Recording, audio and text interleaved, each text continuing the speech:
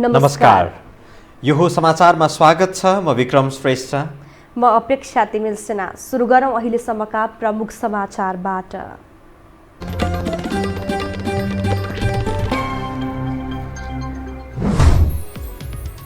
अध्यक्ष ओलीको अडानपछि नेकपा स्थायी समिति बैठक 7 दिन पर सर्यो। पार्टीको तनावका कारण सरकारले काम गर्न नसकेको विज्ञको टिप्पणी।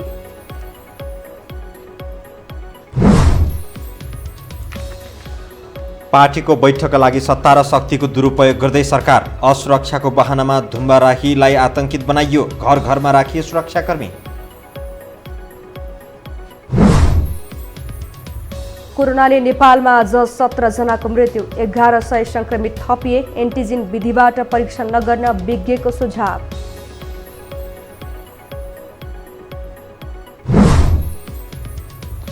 सरकारले ल्यायो नयाँ परराष्ट्र नीति। कुनै देशसँग पनि कूटनीतिक भेदभाव नगर्ने मन्त्री गेवालीको प्रतिक्रिया।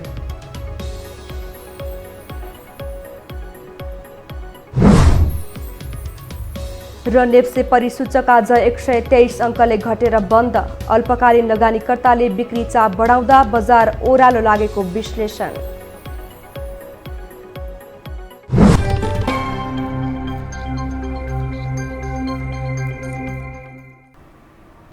अब समाचार विस्तारमा। दुई अध्यक्ष बीचको विवाद अन्त्य गर्न बोलाइएको नेकपा स्थायी कमिटी बैठक 1 हप्ताका लागि स्थगित भएको छ। अध्यक्ष केपी शर्मा ओलीले अर्का अध्यक्ष पुष्पकमल दाहालको प्रस्ताव फिर्ता नभएसम्म नजाने अडान राखेपछि बैठक मङ्सिर 28 गतेका लागि सरेको हो। एक रिपोर्ट। सचिवालय बैठकले 3 सातासम्म समाधान गर्न नसकेपछि स्थायी समितिमा प्रवेश गरेको सत्तारूढ नेकपाको विवाद झनै पेचिलो बन्दै गएको छ। शनिबारको सचिवालय बैठक मार्फत दुई अध्यक्षले पेश गरेका सबै दस्तावेजलाई स्थायी समितिमा लिएर छलफल गर्ने निर्णय भएको थियो। तर पार्टी कार्यालय धुम्बाराईमा आइतबार बसेको स्थायी समिति बैठकमा अध्यक्ष तथा प्रधानमन्त्री केपी शर्मा ओली जाँदै गएनन्। बरु अर्का अध्यक्ष पुष्पकमल दाहालको प्रस्ताव फिर्ता नभएसम्म बैठकमै नआउने अड्को थापे। यसपछि मङ्सिर 28 गते दिउँसो 1 बजे बस्ने गरी बैठक स्थगित भएको हो। दुई अध्यक्षका प्रस्तावहरू र सम्बन्धित पत्रहरूको अध्ययन समेत गर्नका लागि 7 दिनको समय दिइएको छ। जर्नसार स्थायी कमिटीको अर्को बैठक 28 गते मङ्सिर 28 गते 1 बजेसम्मको लागि स्थगित गरिएको छ। अध्यक्ष ओलीले पार्टीभित्र हुने स्वस्थ र मर्यादित छलफलका लागि सम्पूर्ण सीमा भत्काएर नीतिगत बहसलाई शत्रुतापूर्ण अन्तर्विरोधमा बदलेको आरोप लगाएका छन्। ओलीको असन्तुष्टिका बीच बैठकमा दुई अध्यक्षका प्रस्ताव पेश भएको छ। दुवै प्रस्ताव अध्ययन गर्न स्थायी समिति सदस्यलाई 7 दिनको समय दिइएको छ। बैठकमा अध्यक्ष दाहालले पार्टीभित्रको सङ्कटका विषयमा सदस्यहरूलाई ब्रिफिङ गरेका थिए। उनले विवाद समाधानका लागि आन्तरिक अनौपचारिक छलफल र गृह कार्य अघि बढाउन स्थायी समिति सदस्यलाई आग्रह गरेका छन्। नेताहरूले पार्टीको सङ्कट बैठकबाट मात्रै समाधान हुने भएकाले स्थायी कमिटी र केन्द्रीय कमिटीबाटै टुङ्गो लगाउने बताएका छन्। कुनै व्यक्ति आउने नआउने कुरा एउटा प्रसङ्ग हो। अध्यक्ष भएको हुनाले उहाँ आउनै पर्ने कुरा हो। तर त्योभन्दा महत्त्वपूर्ण हाम्रा अगाडि जे जस्ता समस्याहरू छन् ती समस्याहरूको समाधान गर्नको लागि गम्भीर रूपमा अब हामीले छलफल गर्छौँ र त्यो निष्कर्ष निकाल्छौँ भन्ने कुरा आजको बैठकमा पनि प्रतिबिम्बित भएको छ, प्रतिध्वनित भएको छ। कार्तिक 28 को सचिवालय बैठकमा अध्यक्ष दाहालले प्रस्ताव गरेपछि अर्का अध्यक्ष ओलीले मङ्सिर 13 गते जवाफी प्रस्ताव पेश गरेका थिए। ओली बैठक नभई सहमतिबाट मात्र समस्या समाधान गर्नुपर्ने पक्षमा छन्। उनले शनिबारको बैठकमा पनि स्थायी कमिटी बैठक तत्काल नबोलाउन अडान लिएका थिए। तर सचिवालयका बहुमत सदस्यले पार्टीका हरेक विवाद, असहमति र निर्णय बैठकबाटै गर्ने भन्दै स्थायी समिति बैठक बोलाउने अडान लिएपछि आइतबार स्थायी कमिटी बैठक बसेको हो। दुई अध्यक्ष बीचको विवाद सचिवालय बैठकले निष्कर्षमा पुर्याउन नसकेपछि स्थायी कमिटी मार्फत त्यो विवाद सुल्झाउने प्रयास गरिएको थियो। तर आजको स्थायी कमिटी बैठकमा प्रधानमन्त्री केपी शर्मा ओली अनुपस्थित रहेपछि यो नेकपाको विवाद अझै पेचिलो जाने सङ्केत देखिएको छ। यो हो टेलिभिजनका लागि क्यामेरामा सञ्जय घिमिरेका साथमा सन्तोष विके थापा, काठमाडौँ। नेकपा स्थायी कमिटीको बैठक बस्नु अघि पार्टी कार्यालय धुम्बाराहीमा असुरक्षाको कारण देखाउँदै व्यापक सुरक्षाकर्मी परिचालन गरिएको थियो। सत्ताको नेतृत्व गरिरहेकै पार्टीको मुख्यालय असुरक्षाको घेरामा परेको खबर बाहिरिएपछि धेरै आश्चर्य प्रकट गरिरहेका छन्। सुरक्षाविदहरू भने अनावश्यक प्रोपोगन्डा भएको ठान्दछन्। एक रिपोर्ट। नेपाल कम्युनिस्ट पार्टी नेकपा भित्र अन्तरसङ्घर्ष चर्किएका बेला पार्टीको स्थायी कमिटीको बैठक आइतबार पार्टी कार्यालय धुम्बाराईमा राखिएको थियो। बैठक अघि सुरक्षाको पूर्व तयारी भन्दै पार्टी कार्यालय र परिसरमा व्यापक सुरक्षाकर्मी परिचालन गरी सतर्कता अपनाइएको थियो। नेपाली सेना तालिम प्राप्त कुकुरको प्रयोगदेखि सशस्त्र प्रहरी र नेपाल प्रहरीको बाक्लो उपस्थिति थियो। पार्टी कार्यालय परिसर भन्दा 200 मिटर परसम्म र नजिकका सर्वसाधारणका घरका छतमा समेत हतियार सुसज्जित सुरक्षाकर्मी तैनाती अवस्थामा राखिएको थियो। बैठकमा प्रधानमन्त्री समेत रहेका पार्टी अध्यक्ष केपी शर्मा ओली उपस्थित हुने भएपछि सुरक्षामा विशेष चासो दिएको देखिन्छ। तर आइतबारको बैठक अघि सुरक्षा निकायको तयारी दृश्य हेर्दा देशमा असुरक्षाको चुनौती बढेको त्रास देखिन्थ्यो। दिउँसो 1 बजे बोलाइएको पार्टी बैठकमा प्रधानमन्त्री ओली उपस्थित नहुने निश्चित भएपछि सुरक्षाकर्मीको संख्या घटाइएको हो। अहिले प्रश्न उठेको छ, के नेकपा मुख्यालयमा सुरक्षा थ्रेट बढेकै हो त? विज्ञहरूको भनाइअनुसार यो अहिलेको अवस्थामा सुरक्षा चुनौती नरहेको र अनावश्यक प्रोपोगन्डा भएको टिप्पणी गर्छन्। अझ उनीहरू त भन्छन् यो सत्ताको तुजुकमा सुरक्षाकर्मीको व्यापक दुरुपयोग हो। दुरुपयोग हो। यो सुरक्षाकर्मीहरूलाई दुरुपयोग गरेको अर्थमा मैले त बुझेको छु। होइन भने त यत्रो सङ्ख्यामा चाहिँ किन चाहियो? होइन, तपाईँको गुप्तचर एजेन्सीहरूले सूचना सङ्कलन गरिरहेकै छ। रुलिङ गभर्मेन्टले नै अथवा भनौँ न नेताहरूले नै चाहिँ नि सुरक्षा बन्दोबस्ती बढाइदिनु पर्यो। किन बढाउनु पर्यो? सुरक्षा थ्रेट चाहिँ नि अकस्मात बढेको भन्ने पनि कतैबाट चाहिँ नि सूचना छैन। त्यसले गर्दा यो अवस्था चाहिँ नि आउनु भनेको सुरक्षाकर्मीलाई हदैसम्म चाहिँ दुरुपयोग गर्नु हो। त्यो परिदृश्य यसअघि 18 गते पार्टी कार्यालयमै बस्ने भनिएको सचिवालय कमिटीको बैठक समेत सुरक्षा चुनौती भन्दै अध्यक्ष ओली उपस्थित नहुने भएपछि बैठक प्रधानमन्त्री निवास बालुवाटारमा सारिएको थियो। त्यस दिनदेखि सुरक्षाका बारेमा चर्चा र आलोचना हुने गरेको छ। कतै पार्टीभित्रको लडाई र पन्छिने उपायका लागि प्रधानमन्त्री ओली पक्षीय रणनीति हो कि भन्ने आकलन पनि भएको छ। आखिर यो डर थ्रेट चाहिँ कहाँबाट आयो त? यो गर्नु राम्रो होइन। यसले चाहिँ नि तपाईँको काठमाडौँकै सुरक्षा अवस्था यस्तो छ भने मफसलका जिल्लामा के होला भन्ने चाहिँ नि नागरिकमा चाहिँ नि सन्तासमय वातावरण चाहिँ नि छाउन सक्छ। कारण जे भए पनि राज्यको महत्त्वपूर्ण सुरक्षा निकायका सबै अङ्गलाई यसरी दुरुपयोग गरिनु किमार्थ मनोपरि हो। यदि वास्तवमै सुरक्षा चुनौती बढेको हो भने सत्ताधारी दलको हेडक्वार्टर नै असुरक्षामा पर्दा जनताको अवस्था कस्तो होला, यसको स्पष्ट जवाब सरकारले दिन जरुरी छ। यो टेलिभिजनका लागि क्यामेरामा सञ्जय घिमिरेका साथमा सन्तोष विके थापा, काठमाडौँ। मुलुकमा नेपाल कम्युनिस्ट पार्टीको स्थायी सरकार छ, तर शक्तिशाली सरकारले समेत जनअपेक्षाको काम नगरेको भन्दै सर्वत्र आलोचना भइरहेको छ। नेकपाका कतिपय नेता तथा मन्त्रीले समेत पार्टीभित्रको बढ्दो तनावका कारण सरकारले काम गर्न नसकेको बताउने गरेका छन्। झन्डै 2/3 बहुमत नजिकको एकल पार्टीको सरकार गठन हुँदा पनि जनताको आक्रोश सरकारप्रति घटेको छैन। जनअपेक्षा र भावना अनुसार काम नभएको भन्दै जनता रुष्ट बनेका हुन्। अहिले मन्त्री परिषदमा प्रधानमन्त्री सहित 1 उपप्रधान, 20 मन्त्री र 3 राज्य मन्त्री छन्। 25 सदस्यीय मन्त्रीमण्डलमा अहिले लोकप्रिय मन्त्रीको नाम लिन जनता नसक्ने अवस्थामा छन्। कुनै पनि मन्त्रीको भूमिकाबाट जनता खुसी बन्न सकेका छैनन्। क्षमतावान भनिएका नेताहरू समेत मन्त्री बनेपछि गुमनाम छन्। सरकारले क्षमता प्रदर्शन गर्न नसक्नुको मूल कारण नै सत्ताको बागडोर सम्हालिरहेको नेकपा भित्रको लडाई भएको कतिपयको बुझाइ छ। सरकारमा सामेल मन्त्रीदेखि नेतासम्मले यस्तो निचोड निकालेका हुन्। पार्टी भित्रै पनि अलि असमझदारीहरू बढेपछि सरकारले गरेका कतिपय राम्रा कामहरूको पनि हामीले सही ढङ्गले जनताको बीचमा पुर्याउन नसकेको सत्य हो। र फेरि सरकारले जुन रूपमा जुन स्केलमा चाहिँ तपाईँको चाहिँ मुभ गर्नु पर्थ्यो त्यो स्केल चाहिँ अलि नपुगेको पनि सत्य हो। कतिपय कामहरू गरिहाल्न सक्ने कामहरू पनि नभएको पनि छ र यस्तो कुराहरूलाई अलि राम्रोसँग पार्टीभित्रै छलफल गरेर नेतृत्वको बिचमा छलफल गरेर टुङ्ग्याउनु पर्ने आवश्यकता छ। हुन पनि नेकपाको मूल ध्यान कसरी सरकार सञ्चालन गर्ने भन्दा पनि पार्टीको शक्ति आर्जन कसरी गर्ने र बचाइराख्ने भन्नेमा छ। प्रधानमन्त्रीदेखि पार्टीका शीर्ष नेताहरू पार्टीको अन्तरसङ्घर्ष र लडाईँमा रहँदा त्यसको असर तल्लो तहसम्म परेको र सरकारमा सहभागी भएर पनि क्षमता प्रदर्शन गर्न नसकेको मन्त्रीहरूको दाबी छ। पार्टी पनि एउटा विचारसँग चाहिँ एउटा पारिवारिक जीवनसँग जोडिएको हुन्छ। यसले असर गर्दैन भन्ने असर गरेको कारणले नै आज तपाईँले भनेका मान्छेहरूको चाहिँ सिट ठाडो गर्ने चाहिँ अवसर पाइरहेको छ। परिवार मिल्यो भने मलाई लाग्छ सबैको चाहिँ स्मुथ हुन्छ। हेर्नुहोस्, परिवार नमिलुन्जेल मन्त्रालय, कुनै पनि विभाग, कुनै पनि कार्यालय, कुनै पनि तपाईँको वडा र पार्टी पनि परिचालनमा चाहिँ अप्ठ्यारो परिरहेको छ, मन्त्रालय भन्दा पनि। वर्तमान ओली नेतृत्वको सरकारमा विभिन्न कारण देखाई 11 पटक मन्त्री परिषद पुनर्गठन भइसकेको छ। यस अवधिमा आश गरिएका थुप्रै नेताहरू सत्तामा पुगेका छन्, तर दैनानुदिन कार्य बाहेक मन्त्रीको भूमिका शून्य प्राय छ। एक त मन्त्री भइसकेपछि पार्टीभित्रको अन्तरसङ्घर्ष देखाएर उम्किन खोज्नु नै गलत हो भने अर्कातिर गुटगत राजनीतिको प्रभावबाट ग्रसित भएर आफ्नो मूल कर्तव्य भुल्नु पनि ठिक होइन। अनि शीर्ष भनिएका नेताहरूले सरकारमा सामेल मन्त्रीहरूलाई पार्टीको झमेलामा व्यस्त बनाउनु पनि बेठिक हो। अब बाँकी समाचार। नेपालमा कोरोना संक्रमणले थप 17 जनाको मृत्यु भएको छ। यससँगै संक्रमणका कारण मृत्यु हुनेको संख्या 1594 पुगेको छ। स्वास्थ्य तथा जनसङ्ख्या मन्त्रालयका अनुसार आज थप 1096 जनामा संक्रमण पुष्टि भएको हो। देशभर 6495 जनाको PCR परीक्षण गर्दा यो संख्यामा संक्रमित पाइएका हुन्। यसमध्ये काठमाडौँ उपत्यकाका 484 जना रहेका छन्।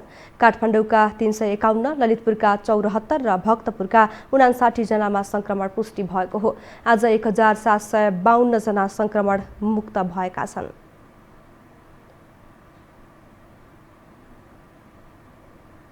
आज देशभरि जम्मा सक्रिय संक्रमितहरूको संख्या 16,547 छ, जसमध्ये संस्थागत आइसोलेसनमा 5,806 जना हुनुहुन्छ।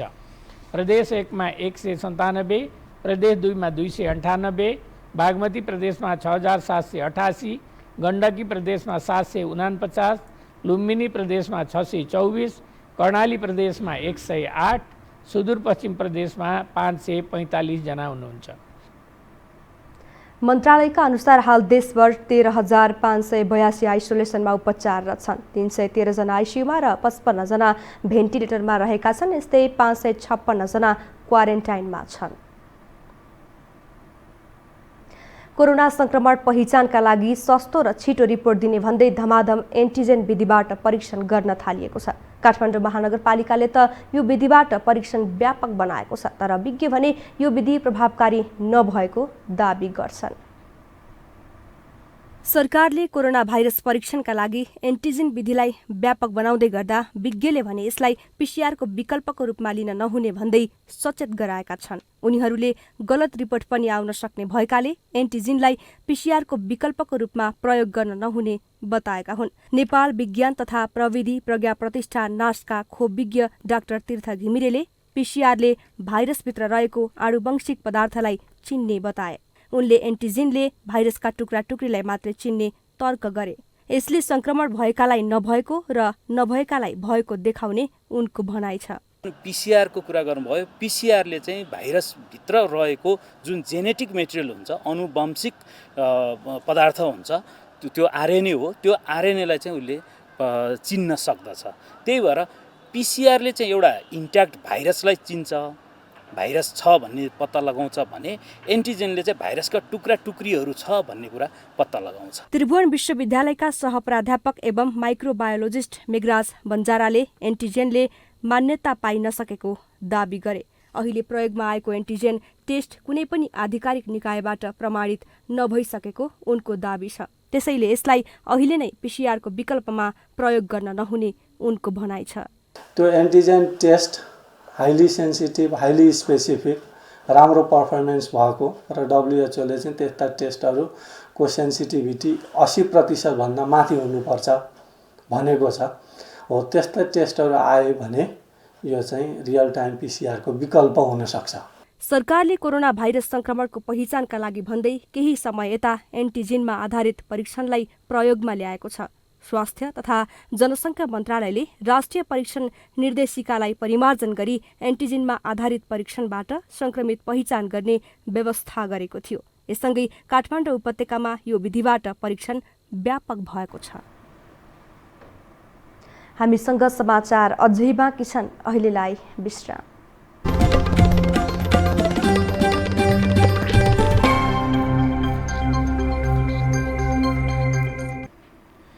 विश्रामपछि पुनः स्वागत छ। अब बाँकी समाचार। सरकारले एकीकृत परराष्ट्र नीति सार्वजनिक गरेको छ। परराष्ट्र मन्त्री प्रदीप कुमार गेवालीले मन्त्रालयमा आज नेपालको परराष्ट्र नीति 2077 सार्वजनिक गर्नुभएको हो। मन्त्री गेवालीले कुनै देशसँग शत्रुता नहुने र सबैसँग मित्रता हुने गरी परराष्ट्र नीति अवलम्बन गरेको बताउनुभयो। उहाँले कुनै पनि देशसँग नजिकको वा टाढाको भनेर कूटनीतिक व्यवहारमा फरक पार्न नखोजेको पनि स्पष्ट पार्नु भएको छ। पर्टिकुलर आइडियोलोजीलाई, पर्टिकुलर पोलिटिकल सिस्टमलाई, पर्टिकुलर एउटा चाहिँ उसलाई आधार बनाएर ती अमुक देशहरू हाम्रा अलिक टाढाका हुन् अथवा इभन होस्टाइल देशहरू हुन् अनि यस्ता मात्रै हाम्रा मित्रहरू हुन् भनेर जान्छौँ कि इस्युमा चाहिँ सहमति असहमति हुनसक्छ, तर सबै हामी बराबर हुन् अथवा सबै हाम्रा मित्रहरू हुन् भन्दा हामीले मेजर एउटा फोकस गरेर गरेको कुरा भनेको चाहिँ हामी सबै बराबर हुन् भनेर त्यो कुरालाई चाहिँ हामीले एकदमै जोड गरेका छौँ। स्वतन्त्र र सन्तुलित परराष्ट्र नीतिको सञ्जालबाट सार्वभौमिक समानता, पारस्परिक लाभ र सम्मानमा आधारित बाह्य सम्बन्ध सुदृढ गर्दै समग्र राष्ट्रिय हितको प्रवर्धन र सम्वर्धन गर्ने लक्ष्य परराष्ट्र नीतिले लिएको छ। छिमेकी लगायत सबै मुलुकसँग सार्वभौमिक समानता, पारस्परिक लाभ र सम्मानका आधारमा द्विपक्षीय सम्बन्ध विस्तार र सुदृढ गरिने पनि परराष्ट्र नीतिमा उल्लेख छ। मन्त्री गेवालीले नेपालले लामो समयदेखि अपनाउँदै आएको असंलग्न नीतिलाई निरन्तरता दिने समेत स्पष्ट पार्नुभयो। काठमाडौँ महानगरपालिकाले सामुदायिक र संस्थागत विद्यालयमा पठन पाठन गराउन नेपाल भाषाको पाठ्यपुस्तक तयार पारेको छ। महानगरपालिकाले कक्षा 1 देखि 8 सम्म अनिवार्य विषयको रूपमा यदेमेसी के नामको स्थानीय भाषाको पाठ्यपुस्तक पठन पाठन गराउने भएको हो। पाठ्यक्रममा महानगरपालिका चाडपर्व, संस्कार, संस्कृति, भाषा र लिपि, कौशल, व्यवसाय, भौगोलिक र प्राकृतिक स्वरूप लगायत विषय समेटिएको छ।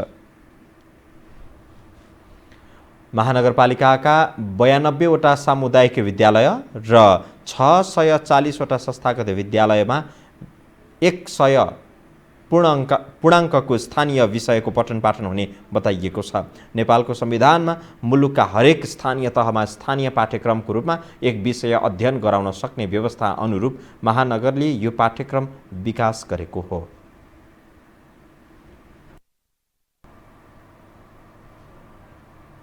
अब पालो आर्थिक समाचारको।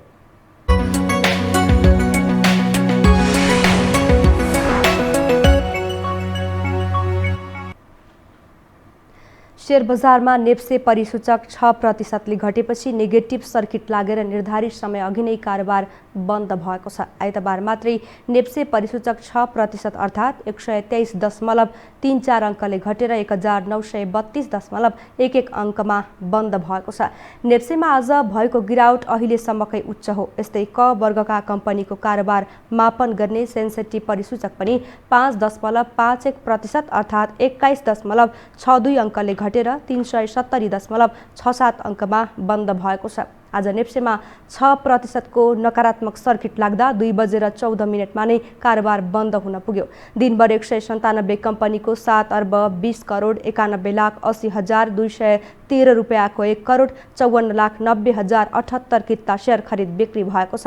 कारोबार सङ्ख्या 61,858 रहेको छ। कारोबारमा आएका सबै समूह घटेका छन्। नेपाल राष्ट्र बैंकले मौद्रिक नीतिको पहिलो त्रैमासिक समीक्षा मार्फत सेयर धितो कर्जामा पुनर्अवलोकन गर्ने बताएपछि आइतबार बजारमा उच्च गिरावट देखिएको छ। यस्तै एक महिनामा 400 अङ्क बढीले बढेको बजारमा अल्पकालीन लगानीकर्ताले नाफा सुरक्षित गर्न बिक्री चाप बढाएकाले पनि बजार ओह्रालो लागेको हो। हामीसँग अन्तर्राष्ट्रिय र खेल समाचार अझै बाँकी छन्। अहिलेलाई विश्राम।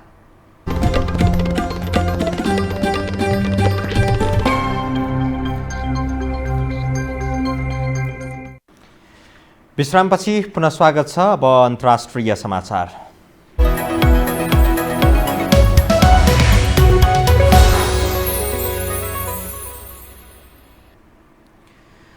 अफगानिस्तानको दक्षिणी कान्दाहार प्रान्तमा भएको सैनिक कारवाहीमा कम्तीमा 18 जना तालिबानी लडाकु मारिएका छन्। कान्दाहार प्रान्तका डन्ड जिलाई र मरुद जिल्लामा केही दिनदेखि सैनिक कारवाही जारी रहेको अफगान रक्षा मन्त्रालयले जनाएको छ। कान्दाहार प्रान्त विद्रोही तालिबानको गढको रूपमा लिइन्छ। मन्त्रालयले कारवाहीको क्रममा ठूलो मात्रामा हात हतियार र बारुदी सुरुङ समेत बरामद गरिएको बताएको छ। अब खेलकुद समाचार।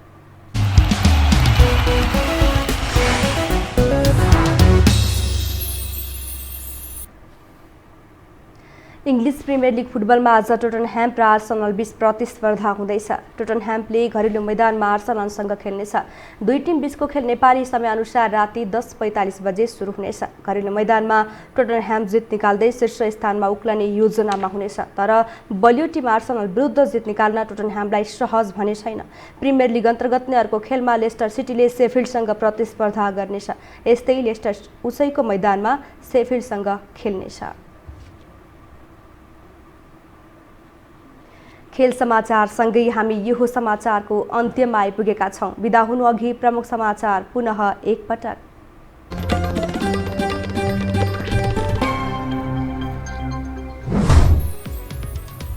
अध्यक्ष ओलीको अडानपछि नेकपा स्थायी समिति बैठक 7 दिनपछि सर्यो। पार्टीको तनावका कारण सरकारले काम गर्न नसकेको विज्ञको टिप्पणी।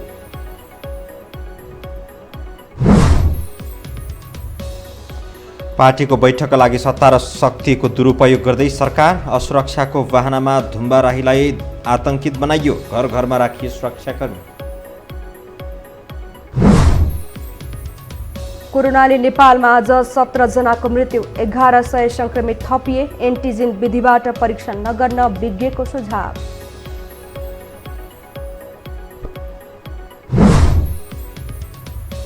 सरकारले ल्यायो नयाँ परराष्ट्र नीति, कुनै देशसँग पनि कूटनीतिक भेदभाव नगर्ने मन्त्री गेवालीको प्रतिबद्धता।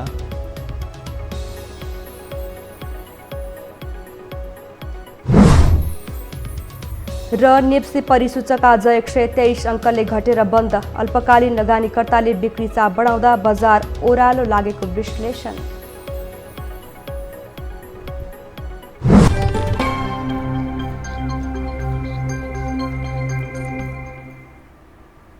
हवस् त, यो हो समाचार सकियो। समाचार बुलेटिनका साथै यो हो टेलिभिजनका सम्पूर्ण कार्यक्रम यो हो टेलिभिजन.com, यो हो खबर.com, युट्युब र फेसबुकमा पनि पढ्न र हेर्न सक्नुहुनेछ।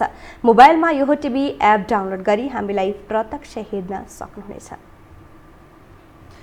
तथ्यसहितको निष्पक्ष समाचारका लागि हेर्दै रहनुहोला यो हो टेलिभिजन। नमस्कार।